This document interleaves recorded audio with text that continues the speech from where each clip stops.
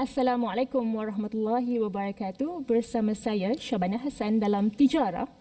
Kerugian demi kerugian yang dilaporkan oleh berita tempatan membuatkan masyarakat kita ni seolah-olah sudah lali dengan topik sindiket penipuan. Minggu lepas kita telah menyentuh isu penipuan dalam MLM dan kali ini kita akan merungkai dengan lebih mendalam mengenai pelaburan emas. Bila kita bercakap mengenai pelaburan emas ni, saya nak bertanya kepada penonton masih ingat tak dengan nama Geneva Gold? Salah satu skandal emas terbesar di negara ini. Baru-baru ini syarikat Geneva Gold telah didapati bersalah dan didenda 450 juta ringgit akibat aktiviti money laundering. Selain dari itu, sekitar 5 tahun lepas kita digegarkan pula dengan penipuan pelaburan emas yang dinamakan Tok Belagak. Nama Tok Belagak ni memang tidak asing lagi bagi orang Melayu suatu ketika dahulu kerana ia pernah menggemparkan dunia pelaburan emas dengan penipuan dan juga manipulasi di kalangan orang Melayu kita. Tahun lepas pula, PDRM melaporkan terdapat kes penipuan pelaburan emas yang membabitkan kerugian bernilai hampir RM500 juta. Jadi ini membuatkan kita tertanya-tanya, mengapa masyarakat kita ni mudah sangat terpengaruh dengan skim seperti ini? Ditambah pula dengan situasi ekonomi sekarang yang agak mencabar. Masyarakat digalakkan untuk melabur dan menabung untuk pelindungan kecemasan di masa hadapan. Jadi pelaburan emas ni dilihat sebagai satu pilihan kerana ia mempunyai kestabilan yang tinggi, risiko yang rendah, antara aset yang paling mudah dicairkan. Namun, apakah wujud skim pelaburan emas yang benar-benar patuh syariah dan undang-undang serta selamat untuk orang ramai di luar sana? Untuk mendapatkan semua jawapan, kami jemput di Tijarah hari ini Dr. Tuan Badrul Hisham Tuan So selaku Penasihat Syariah Isra Consulting. Assalamualaikum Doktor. Assalamualaikum warahmatullahi wabarakatuh. Terima kasih Doktor kerana sudi bersama kami hari ini di Tijarah. Terima kasih kerana menjemput saya. Baik Doktor, bila kita nak bercakap mengenai pelaburan emas Doktor, banyak sangat penipuan yang berlaku dengan pelaburan emas. Contoh seperti Geneva Gold. Lepas tu kita ada Tok Belagak. Dan tahun lepas pula pelaburan Gold Trading Investment juga disahkan sebagai satu penipuan. Jadi persoalan saya di sini Doktor, apa yang menyebabkan penipuan sebegini berlaku dengan emas? Adakah ia disebabkan nilai emas itu sendiri ataupun mungkin strategi yang digunakan oleh skim penipuan yang amat berkesan? Bagaimana? Bismillahirrahmanirrahim. Assalamualaikum warahmatullahi wabarakatuh. Alhamdulillahirabbil alamin wa bihi nasta'in. Sallallahu ala Muhammadin wa ala alihi wa ashabihi ajma'in. Terima kasih Puan Syabana dan tim Sama-sama. Tijarah kerana menjemput saya untuk kali ini. Baik. Untuk menjawab persoalan tadi, kenapa berlakunya penipuan pelaburan emas, kenapa boleh orang tertipu dan sebagainya. Saya untuk menjawab soalan itu secara objektif, saya katakan benda itu boleh disimpulkan dengan dua sebab. Pertama sekali kerana kezaliman ataupun orang panggil transgression dalam bahasa Inggeris kita lah, kita kata. Dan satu lagi adalah tentang kejahilan, ignorance. Kerana ini merupakan sifat yang semula jadi yang Allah Subhanahu Wa Taala cipta dalam diri manusia. Kalau kita tengok dalam Quran pun, Allah dalam Quran bila mana Allah nak ciptakan manusia, Allah kata inna aradnal amanata 'alas samawati wal ardi wal jibal fa abaina an yahmilnaha wa ashfaqna minha wa hamalaha al insan innahu kana zaluman jahula. Manusia ini secara fitrahnya, secara semula jadinya, dia ada dua kecenderungan ni. Dia prone untuk melakukan kezaliman dan dia juga prone untuk orang panggil bersikap dengan sikap jahil.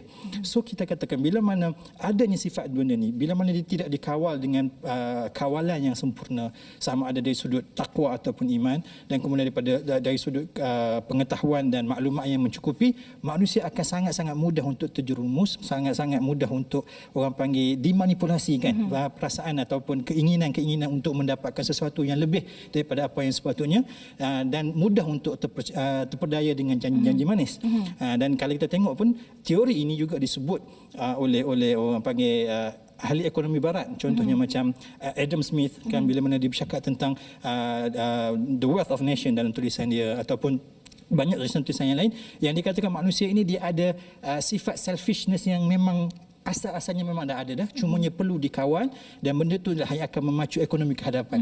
Apabila berlakunya orang panggil ke mana-mana hiccup dalam isu mengawal, sama ada orang panggil greed ataupun keinginan untuk mendapatkan benda yang lebih daripada apa yang dia mahu, ataupun dia orang panggil apa jahil dengan apa maklumat yang sepatutnya dia dapat, maka dia akan mudah untuk tertipu. So kalau kita tengok cerita scam ni atau cerita penipuan pelaburan, dia tidak eksklusif dalam isu gold semata-mata, bahkan dia ialah cerita yang malar segar daripada zaman dulu, daripada zaman dulu dan dalam banyak-banyak bentuk. Dulu kalau kita ingat tahun 90-an kita ada cerita Pak Mantelo, walaupun dia tak melibatkan emas secara langsung, dia melibatkan scam penipuan pelaburan, Ponzi scheme dan sebagainya. Bahkan lepas tu kita ada Tuhan Harun dan sebagainya. Maka semua ini menunjukkan bahawasanya cerita ni akan sentiasa berulang kerana aktor ataupun orang yang terlibat ialah orang yang sama, iaitu manusia, yang mana dia ada dua sifat ni, zalum dan jahul. Satu yang transgression dan satu lagi ialah kejahilan. Baik, betul Dr. Bat, saya setuju ya. Pada masa yang sama ya Dr. Bat, kurang memahami aspek pelaburan oleh masyarakat kita ni ya, tetapi mereka tetap mahukan keuntungan. Dan juga pulangan yang segera dan banyak ni membuatkan masyarakat kita ni banyak terjebak dengan scam-scam seperti ini ya. Jadi saya rasa satu solusi yang boleh dilihat di sini adalah constant education ya, pendidikan dan juga awareness bagi untuk menekankan bagaimana supaya masalah ni boleh diselesaikan. Baik Dr. Bat, kalau kita nak lihat dari sudut pandangan Islam pula ya, bagaimana Islam boleh membantu ya seseorang untuk mengelakkan diri dari terjerumus dengan skim penipuan seperti ini? Baik, kalau kita relate dengan jawapan saya yang pertama. Kita kata masalah berpunca daripada sifat manusia itu ataupun penyakit itu ada dalam diri manusia, iaitu manusia ada kecenderungan untuk melakukan kezaliman, untuk bersifat tamak dan sebagainya, dan manusia ada kecenderungan untuk berlaku dan bersifat dengan sifat jahil ataupun ignorance. Maka untuk selesaikan masalah ini, Islam datang dengan merawat kedua-dua problem ini. Islam dalam isu tamak sebagai contohnya, Islam meletakkan garis panduan, ada benda yang halal, ada benda yang haram, ada benda yang boleh diambil, ada benda yang tak boleh diambil. Semuanya perlu mengikut peraturan ataupun undang-undang yang kita sebut sebagai hukum syarak. Tidak boleh dilepaskan ataupun dipulangkan semata-mata dengan keinginan ataupun nafsu manusia untuk mengumpulkan sebanyak mungkin keuntungan ataupun harta. Maka dari satu sudut, Islam meletakkan orang panggil apa, undang-undang ataupun jalan macam mana satu benda tu boleh diambil secara sah di sisi agama. Itu yang pertama. Yang kedua, Islam juga menggalakkan supaya orang sentiasa mencari maklumat, sentiasa mencari orang panggil information yang benar. Bahkan Nabi SAW dalam satu ketika bila mana ada berlaku kesilapan di kalangan para sahabat dalam membuat keputusan sehingga mengorbankan nyawa salah seorang daripada sahabat, Nabi kata syifaul ayyi as-su'al, ubat kepada kejahilan adalah bertanya. Dan dalam Quran sendiri Allah kata fasalu ahla dzikri in kuntum la ta'lamun. Kamu kena bertanya orang yang tahu sekiranya kamu tak tahu. Maka kalau kita tengok dalam isu benda khususnya pelaburan emas, Islam meletakkan panduan yang jelas. Okey, boleh saya katakan di sini ya, Dr. Bat, dia mematuhi peraturan syariah itu akan mematuhi peraturan syariah dalam emas ya, akan membawa kepada pelaburan emas yang selamat ya bagi masyarakat Islam. Okey, terima kasih Dr. Bat. Baiklah, kita akan berehat seketika dan bila kita kembali kita akan bertanyakan pula adakah syarikat emas yang boleh dipercayai dan patuh syariah di luar sana. Jadi jangan ke mana-mana.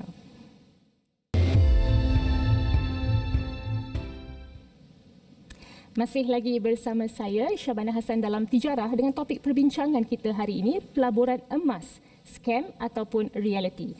Baik Dr. Bat, saya nak bertanyakan ya, dengan situasi ekonomi negara sekarang yang tidak menentu ya, dengan pandemik COVID-19, emas ni dilihat sebagai satu tempat selamat bagi mereka yang mencari perlindungan daripada pelaburan-pelaburan yang mempunyai risiko tinggi seperti shares. Okay? Contoh. Tetapi dengan begitu banyak sangat penipuan dalam pelaburan emas, ini membuatkan masyarakat kita macam agak skeptikal nak membuat pelaburan dalam pelaburan emas yang patuh syariah. Jadi sebagai seorang konsultan di sebuah organisasi yang banyak memberikan nasihat terhadap pelaburan patuh syariah iaitu Isra Consulting, saya nak bertanyalah, wujud ke syarikat pelaburan emas yang betul-betul patuh syariah di luar sana? Baik.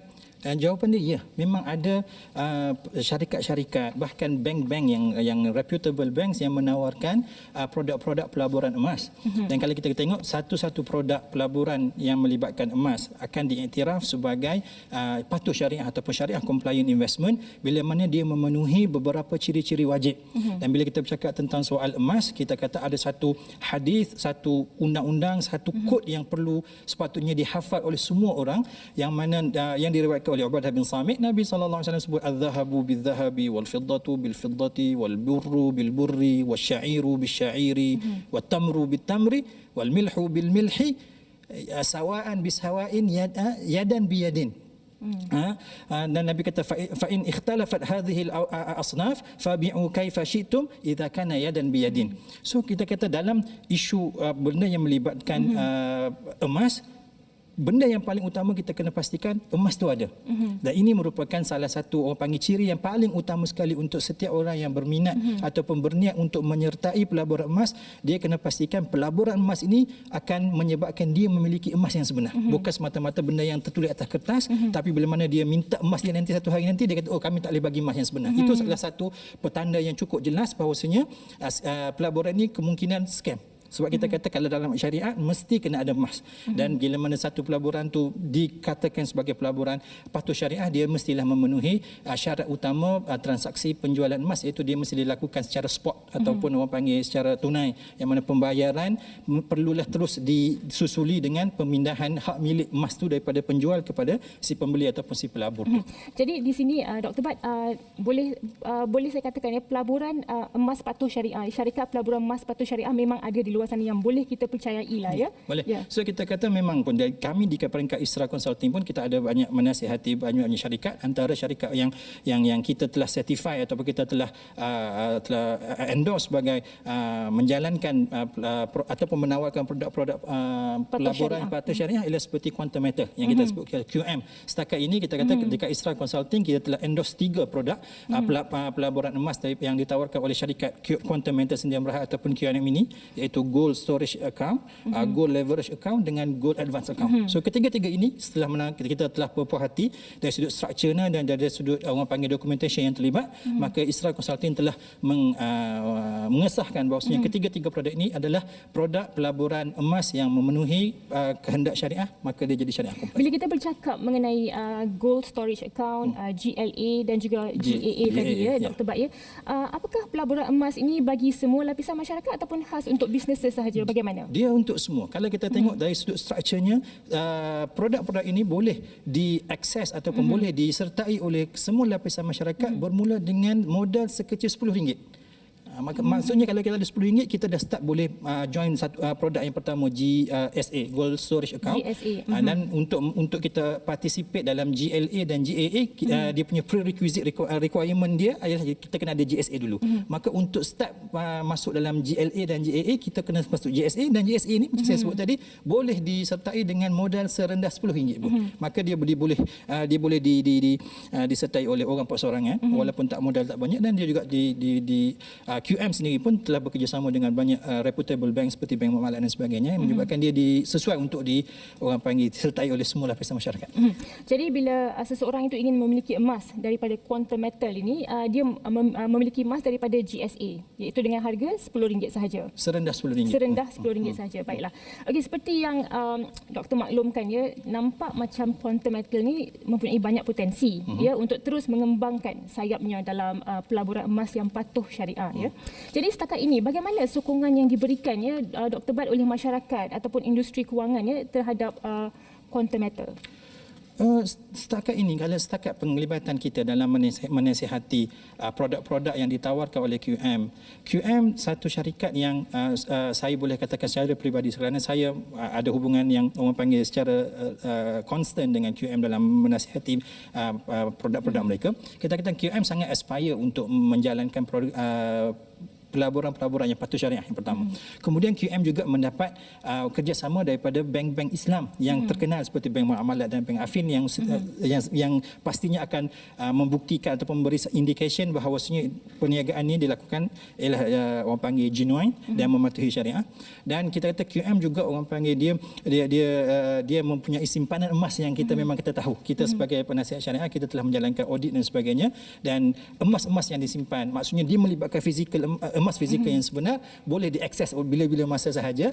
Maka kalau seorang pelabur tu dia beli emas daripada QM, disimpan dalam GSA, dia participate dalam GLA dan GAA, kalau dia nak dapat emas anytime dia boleh redeem. Baiklah, fizikal emas tu adalah penting ya untuk memastikan sesuatu syarikat itu adalah patuh syariah ataupun tidak dalam pelaburan emas ya Dr. Bat. Ya, okey, baiklah Dr. Bat, terima kasih.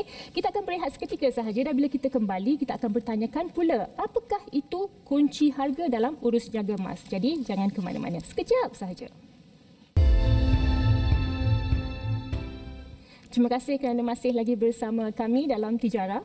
Baik Dr. Bat, sebelum saya bertanyakan mengenai isu pelaburan emas iaitu kunci harga, ya, saya nak bertanyakan pula kembali mengenai quantum metal ni.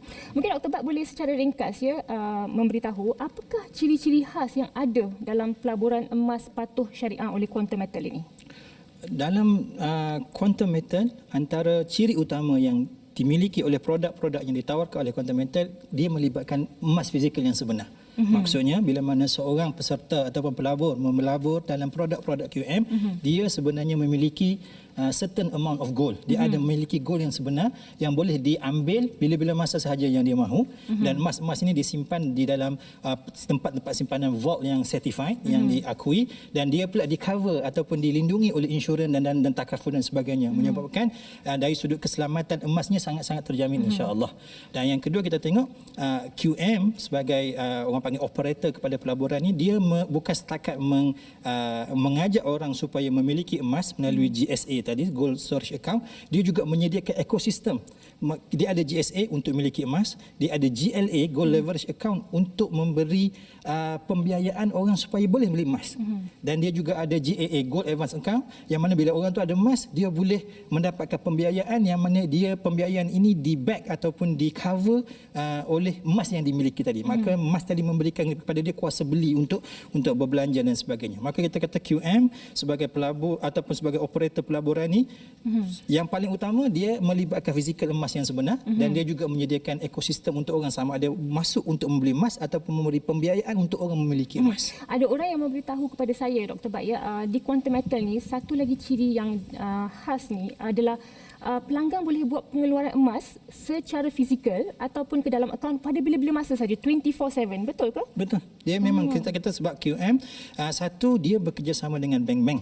Maka pelanggan-pelanggan yang membeli, yang berurusan dengan bank yang bekerjasama dengan QM boleh mengeluarkan emas tadi dekat mana-mana cawangan bank yang terlibat.